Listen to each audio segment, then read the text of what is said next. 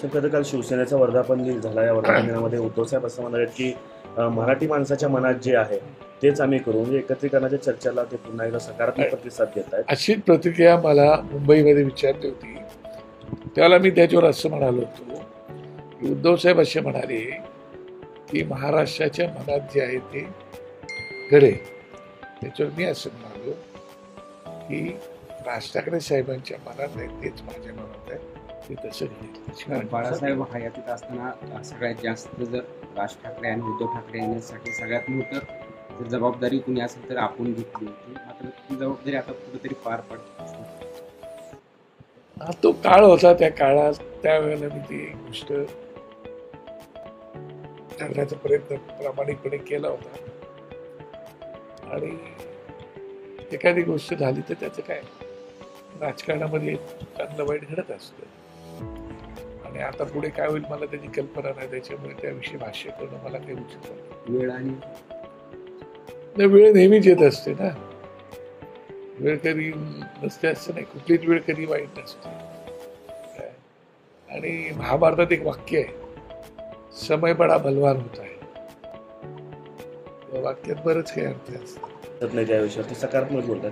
पण एकीकडे अशाही चर्चा सुरू आहेत की एकनाथ शिंदेना देखील राज साहेबांसोबत युती करायची, तर दुसरीकडे फडणवीस साहेब पण त्यांना भेटतायत हॉटेलमध्ये.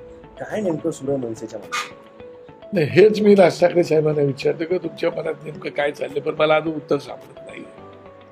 उत्तर सापडलं की तुम्हाला नक्की देईन मी, त्याची चिंता करू नका. साहेब खरं तर मनसेशी युती करण्यासाठी वेळ आहे असे एकनाथ शिंदे काढले आहे. नाही, मी त्या विषयावरती बोलणार नाही, कारण ते पण एक पक्षप्रमुख आहे.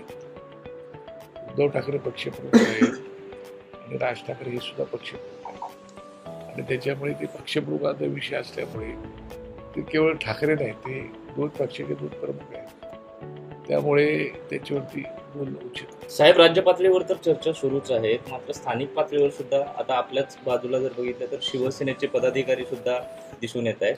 ही त्या दृष्टीनं चालू झालेली नांदी म्हणता येईल का? तुमच्यासाठी, तुमच्या माहितीसाठी सांगतो, या सोलापूर जिल्ह्याचा मी शिवसेनेमध्ये ज्यावेळेला होतो त्यावेळेला या सोलापूर जिल्ह्याचा संपर्क प्रमुख म्हणून मी आलो होतो. त्यावेळेला इकडे 4 आमदार पण मी माझ्या नेतृत्वाखाली निवडून आणले होते, त्यातले एक मंत्री पण झाले होते. आणि त्यावेळेपासून माझी सोलापूर जिल्ह्याच्या सगळ्याच स्तरावरती लोकांबरोबर अत्यंत जिव्हाळ्याचे संबंध होतो. आणि ते तर माझ्या कुटुंबातील आहेत.